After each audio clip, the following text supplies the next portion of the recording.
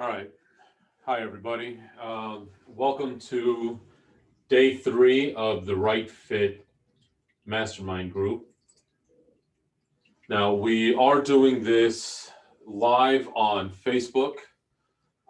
So I appreciate everybody who's watching and your support. And if you guys who are watching this live want to join our Facebook group, the links are down below. And if you're watching the replay on YouTube, don't forget to give us a big thumbs up and to subscribe to the channel. So today we are talking about your recruitment and strategy for 2021. All right, caregiver recruitment is one of the most complicated and strongly discussed and contested topics out in the home care industry today. All right, so what does this mean? This means that there are a lot of people out there that are going to tell you a bunch of information because they want you to buy into their program or to sign up for this or sign up for that. And one of the techniques that are used that are just, I really dislike it, but it's fear mongering. They talk about consistently how much of a caregiver shortage there is out there. I've said this, anybody who's followed me on YouTube, anyone who's part of my group, anyone who's ever heard me do a live training or who's worked with me in the past, you all will know I have said this to death many times. There is no caregiver shortage. You do not have a recruitment problem. What you have is very simply a retention problem. You are not able to get quality caregivers to stay with you. There's a belief in the industry that, for very good reason, okay, it's not a false belief, that a caregiver will leave your agency to go work for another agency for a nickel. Yes, they will. And why is that? Because you are not meeting their needs and you are not providing them with the right tools for them to want to stay. You're not letting them feel valued. We're going to talk about retention tomorrow as our wrap-up session for the new year goal planning. You can watch the replays of all of this on our YouTube channel, The Morning Meeting. But for today, recruitment is our focus. And rule number 1 of recruiting is recruitment never stops. That is also the number 1 mistake made by home care agencies. They sit there, and especially in new agencies, this is a very common thing. And whenever I come in and work with clients, this is one of the things that I will ask about. Are you still recruiting? Well, no, we don't have enough clients. I didn't ask you if you're hiring people. Are you still recruiting? See, this is where it all becomes important. Recruitment is a process that will never stop, just like your business development efforts. Because as I mentioned, one of the tips here, relationships build business. This includes not just your sales process, but it also includes your recruitment process.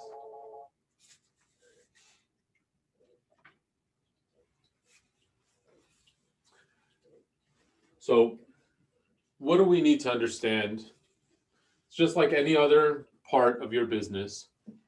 You need to know what your goals are. So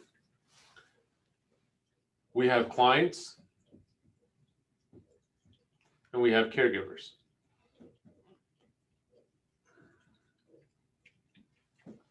So how do we set goals, especially if we're new in business? How do we set that goal that will help us get an effective and efficient recruitment plan? Well, every client will have a series of shifts. This could vary, okay? So we could have as little as one shift per client, or we could have, if our client signs up for 168 hours, we can have a situation where we have 6 shifts for a client. Or if we have split shifts, we can have as many. I think the most I've ever seen has been about 8 or 10 shifts for one single client because of the way the schedule. So shifts to caregivers should be 1 shift requires 3 caregivers. Now, this doesn't mean that it's exactly what you're going to have. Okay, you are not necessarily going to have a caregiver per shift. Okay, or 3 caregivers per shift. It is a goal.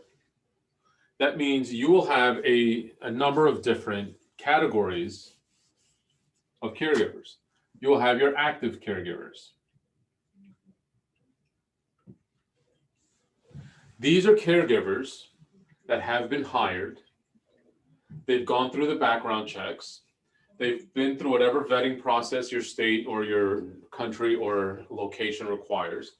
Some parts of the country, of the United States in particular, they only require that you hire the caregiver and a background check. Some states in the US require more. They require licensing. They require so many hours of training that have to be proven. They will require not just state background checks and local, but also a federal background check. Some will require fingerprinting. Some will even require that you put extra bonding on your caregivers. So, but the active ones have gone through whatever hoops that is required in your area, and these caregivers are actively working or have been actively working within the last, I'm going to say 15 to 30 days. Because of vacations, illness, and so on and so forth. All right. Now, our next caregivers are our inactive caregivers.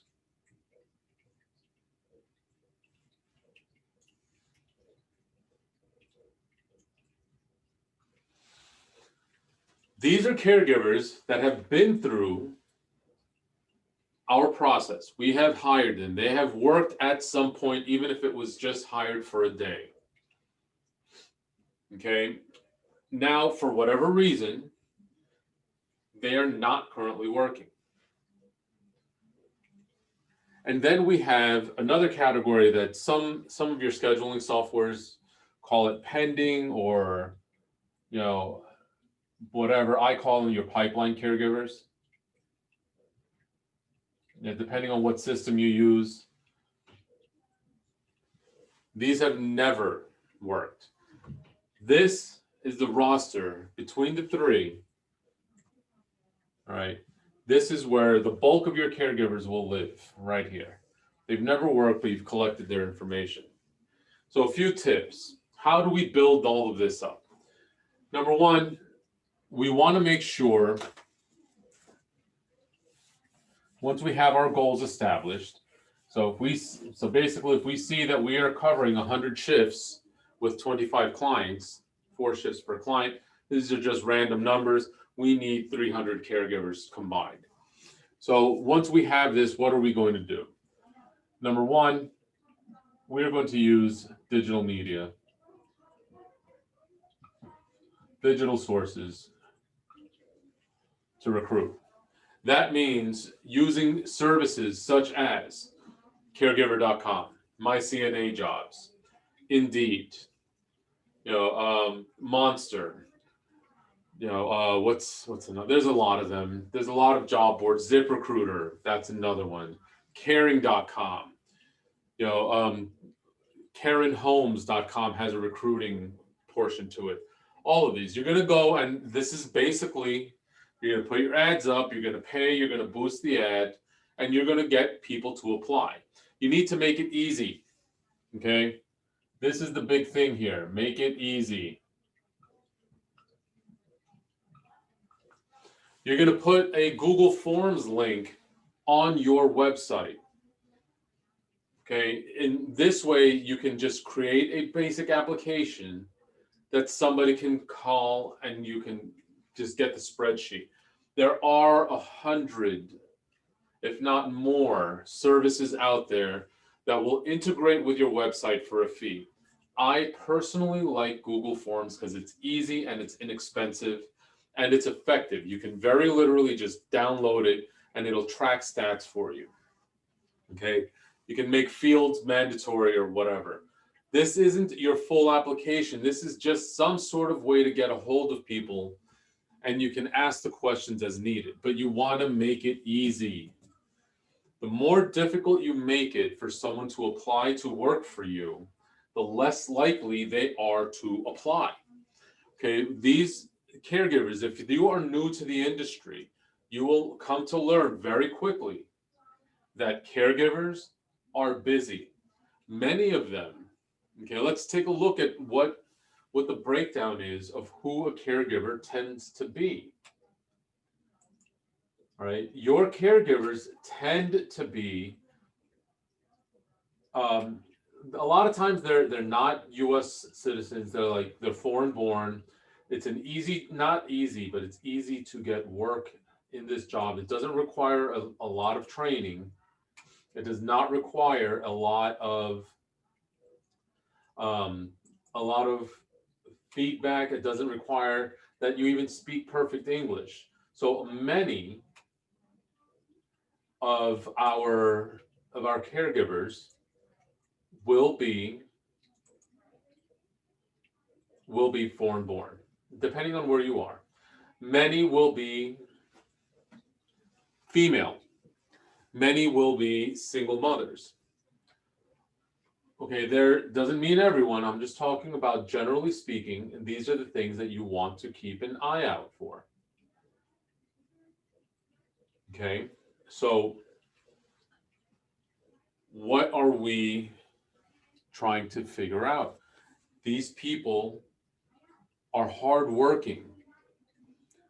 They are the lifeblood of your business. Without your caregivers, you will get stuck very quickly.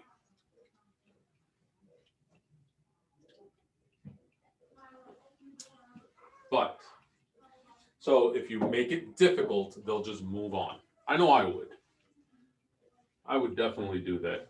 If you're telling me to jump through hoops and fill out a 2-hour application online without even having a guarantee of getting the job, I'm not going to do it. Okay, and neither will most of your caregivers. Okay, so this is it. Your digital sources. You got to make it easy. Another big problem that people have in their recruiting process that creates this myth of caregiver shortage is that people are shy and lazy. Okay, I hate to put this way, but it's a fact. All right, most of your office staff, your coordinators, your recruiters, all of them, look, at the end of the day, they just want to sit in the office. Nobody wants to go out there and troll for caregivers. Okay, it's what it is. If you tell me I have to do it, I probably will go out and give you a half-hearted effort. I will not give you my all. I don't like to speak publicly. I don't want to go out. Oh, those caregivers live in neighborhoods that I'm just not comfortable going to. I've heard all of this. Well, did you go out and make your contacts? No. Well, here's the thing. If I had to choose when it came to hiring my first staff, I am a new agency. It's just me and it's whatever person I have assisting me at this point. And we have grown. Our business has grown. And I have to choose between hiring a business developer or a recruiter. I am hiring a recruiter first. The second position I would hire would be my business developer. All right. They're both needed at some point in your agency's existence. You will have to hire both of them. But I would hire a recruiter.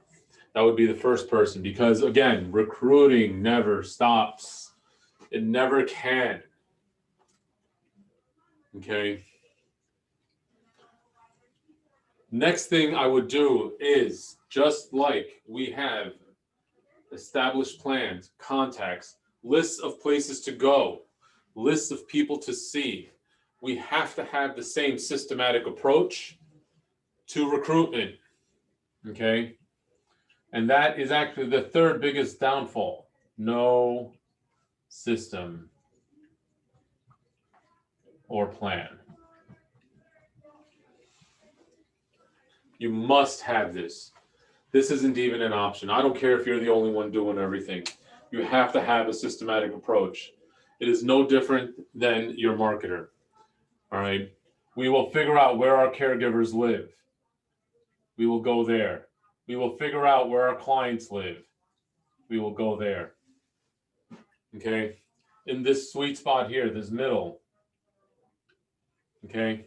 That is where we will find our ideal caregivers. Okay. The other big mistake that many people have, that many people make, the other big one.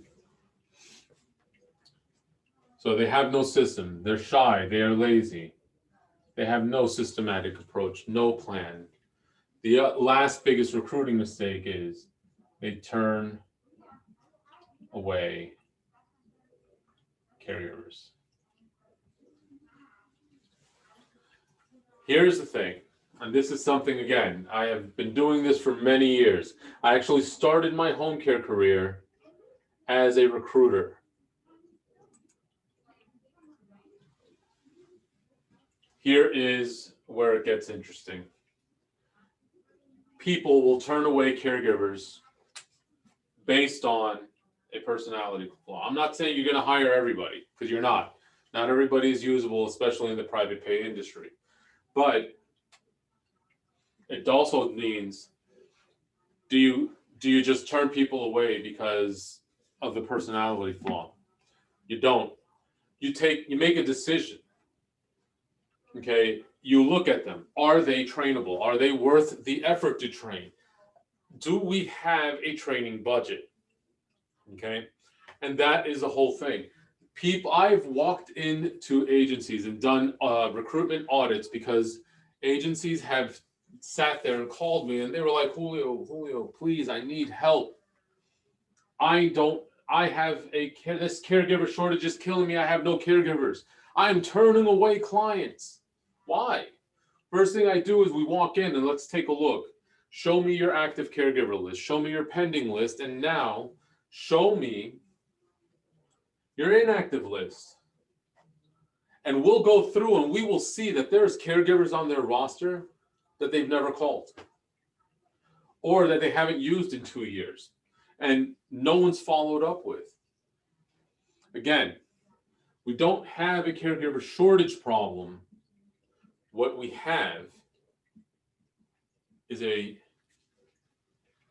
problem with how our operations are, our systems, with a problem with how we are managing our recruitment process. Do not turn away your caregivers. We'll talk more in detail about this in our next session when we talk about retention, but this is our biggest problems when it comes to this. So now we're going to go over a few tips, because this is basically what you need to do. Just as to recap this,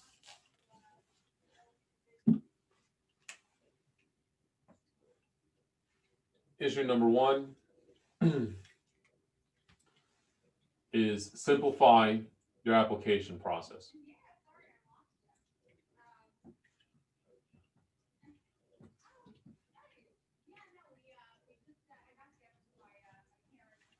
Then you need to give your staff better training.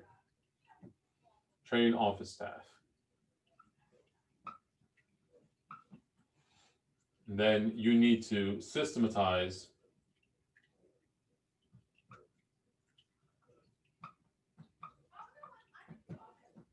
recruitment process.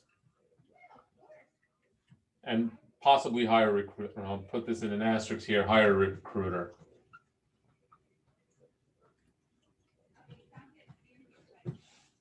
Okay. And, stop dismissing caregivers. Okay, these are the key takeaways so far. All right, so if everybody's with me, we'll move on.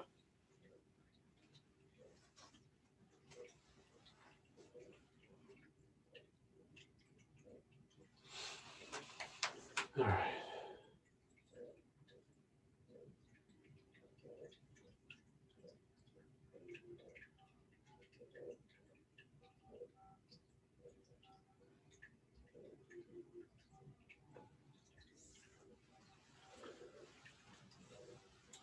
Here's a few general tips. Those emails that you're collecting in your simplified application process, collect them. Make sure you're keeping them. There's a lot of services that will help you send out and use your email list for something called a drip campaign. Drip campaigns are just periodic emails that are going to literally drip information to your target. All right. Let them know, hey, we have cases available. Come hire. Sign-on bonuses. Come apply. Refer a friend. Different things to entice them to keep coming. This will minimize that list of thousands of dead caregivers. The drip campaigns, you can use programs like MailerLite, MailChimp, Constant Contact. I think HubSpot has a free email client. There's a lot. There's a lot of different options out there. Just do a Google search for mass emails and you're fine. You can also use text messages. There's a lot of companies that will help you create text message campaigns, because while you're collecting email addresses, you can also collect cell phone numbers. All right, this is not the most reliable cell phones, because most people will change their cell phone number, especially when we're talking about lower income brackets. They can't pay the bill, they'll jump from T-Mobile to Metro. They can't pay that bill, they'll get backed up 2 months, they'll go and get that free phone from Simple Wireless. It's not a disparaging thing, it's just a fact of how people operate. So cell phones may not be the most reliable, but most people will not change that Gmail account, all right, because it connects all of their contacts and everything from phone to phone to phone. All right, another one, create a Facebook group. There's a link in the description if you're watching the replay of this or if you're watching this live for my company's Facebook group. It's called Private Duty Home Care Prepare, Plan, Rebuild. All right, if you haven't already joined the group, just please give us a shout. All right, and what ends up happening is with this, with joining a Facebook group, we actually did a live training in the group, and I put a sample description and everything that you're going to need in order to build this. Is you want to use your community for you, not against you. All right. So one of the big things that happens is home care agencies will covet their caregivers. They don't want them to go anywhere. They'll do things like not send out, the job verifications, things like that. I think it's a bunch of nonsense. We need to work together. We're all fighting for the same pool of caregivers. And if you're doing right in your retention plan for your caregivers, you will not have to worry about them leaving. But the fact is, most home care agencies will only provide their caregivers with about 30 to 35 hours a week.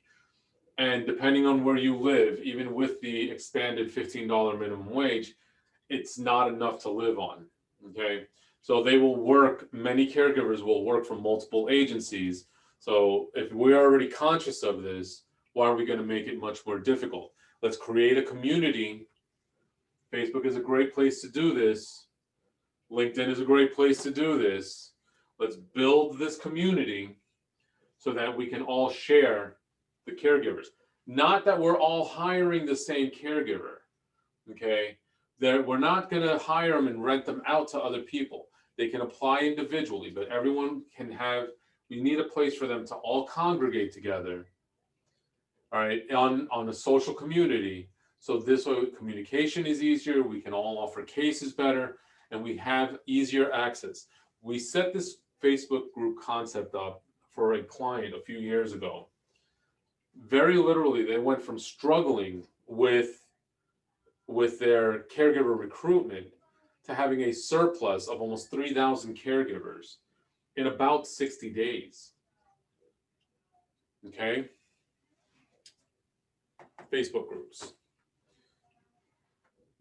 Now, the next tip, do your market research. All right. I mean, this is another big one that people have issues with. Caregivers will come in, oh my goodness, minimum wage is, $9 an hour, but everybody in the area is paying 17. No, they're not. Call around, pretend you're a caregiver. If you need help on how to do this, we actually offer coaching on how to do market research, for both caregivers and for clients. And you got to know what people are doing in your area. Otherwise, you're going to get bamboozled. And you should be doing this at a very least twice a year. 3 times if there's a change in the pay scale. Okay? But you got to know. You have to understand. You have to know this. The next one is big. Okay? This, you have to understand.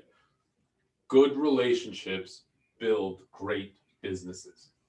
This applies not only to your sales process, but this also applies to your recruitment process. You need solid community-based relationships. Churches in the communities that your caregivers live. Labor department. Every labor department across the country has some sort of community business liaison. Right now, during the pandemic, of the recording of this video, we're at the tail end of the pandemic. Today's the 29th of December of 2020. There are more people out of work in this country than there are jobs available. Why aren't you in communication with the people trying to put everybody back to work? Your clients are not drying up. So why are you letting your caregiver pool dry up? Caregivers training schools, CNA schools. If you are in a state specifically or in a part of the world that you do not require specific licensing for caregivers, but licensing is required for nurses, then, or CNAs, which are nursing assistants, then why are you not taking advantage of the relationships with these training schools? The fact is, training schools for RNs and LPNs, which are registered nurses and licensed practicing nurses or licensed vocational nurses, used to be some of the greatest places and highest turnout that I had when I used to recruit for caregivers. Okay, the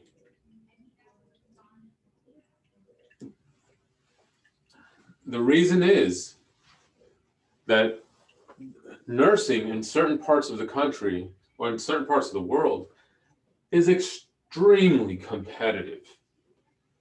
Okay, I mean, we're not, look, I'll give you an example. There's a shortage in the northwestern part of the country of nurses.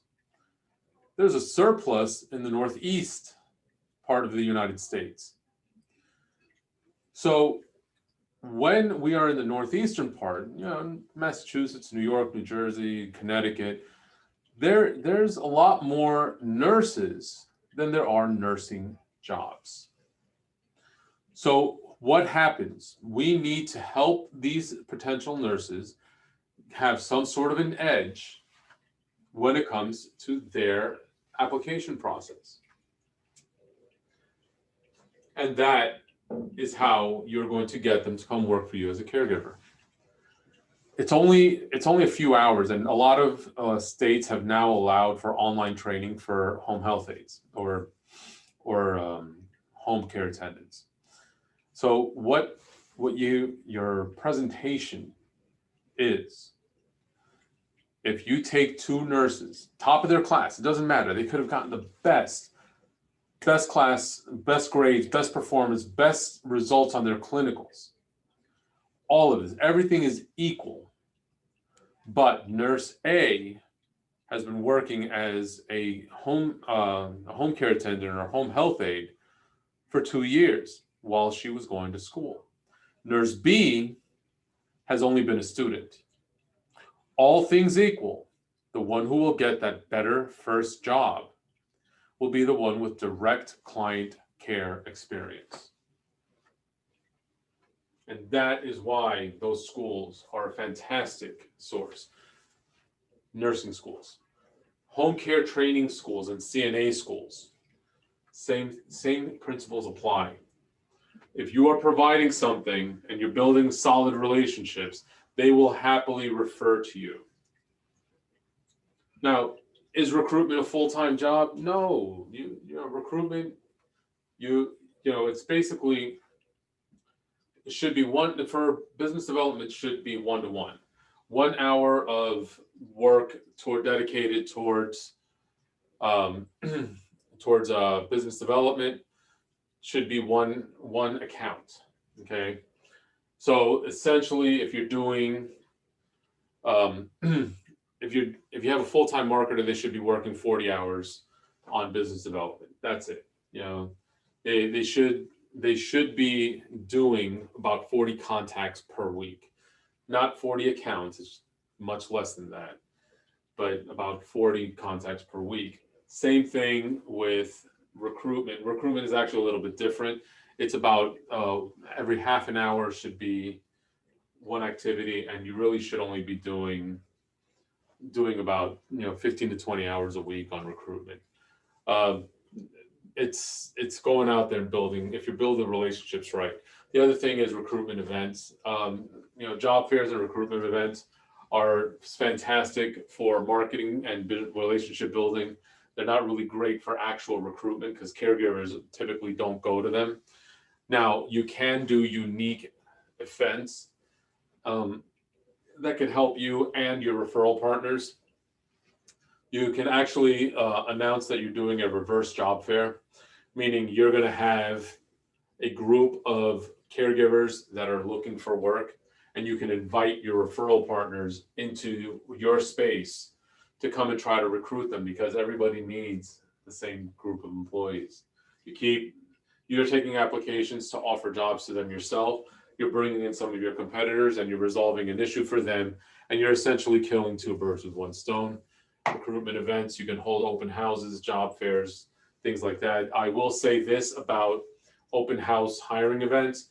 If you're going to do them, you must offer multiple times, a business hours time and after business hours time, and preferably a Saturday time slot because of the way caregivers work. Hire a recruiter. We already talked about that. Somebody can pull double duty. One of the courses we offer is how to implement a successful quality assurance program. Your quality assurance coordinator or supervisor could perform double duty as a part-time recruiter, because they're out and about in the community anyway, and they can perform both these functions at once. I would not recommend making your marketer a recruiter just because they're not going to have a relationship with them. But, the quality assurance coordinator can be. The other thing is systematize your interview process. This is the last tip we're going to cover today. All right, but you really need to systematize your interview process. Look, and what do I mean by that? I mean, have yourself a set of questions that you're going to ask every single caregiver that walks in your door. It doesn't matter if the questions are a baseline of five questions that no matter what, every caregiver is going to be asked. This way, it will actually improve your hire rate, and it'll give you, like when you are dismissing your caregivers for not being a right fit, you'll have hard data as to why. All right. So, for example, if I ask every single caregiver that walks in the door, listen, have you ever been terminated for abandoning a client?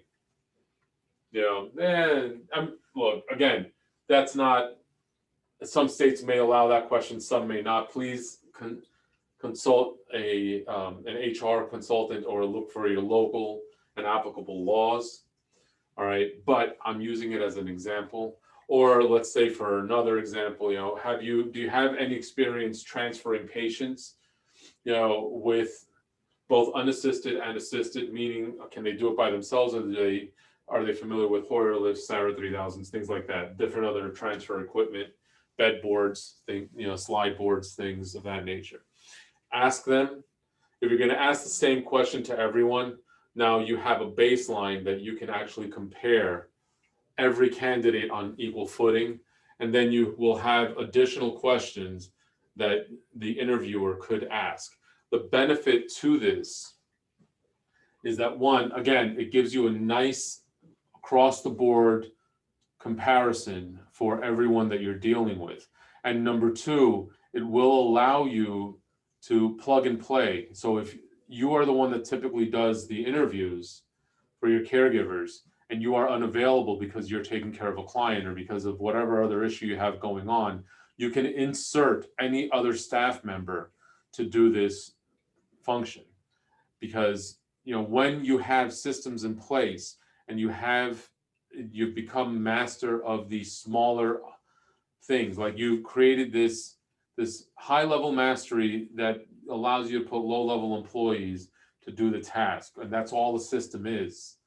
Okay, now that allows you to easily transition the staff. It also allows you to walk away and take care of other vital business functions, and it takes away that belief that many employees tend to develop, like office staff.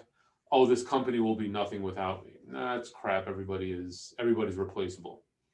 All right.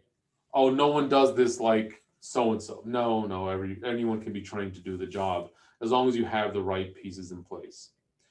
All right. So thank you very much for attending. Those of you that are watching us live, those of you that are watching us on Facebook, and those of you that are watching the re-record of this. If you are watching the re-record of this on YouTube, don't forget, hit that subscribe button and give this video a thumbs up and let us know what you think. What practices do you guys have that has helped you in your recruiting, and how are you going to achieve your recruitment goals, in 2021? So it's food for thought. Okay. Also, if you need help with any of this, we are currently running a special on our implementation and planning sessions. The comments and the links are down below, and they will be made available wherever, depending on where you find this video. All right, thanks again. You guys have a great rest of your day, and if I don't see you guys again, have a happy new year.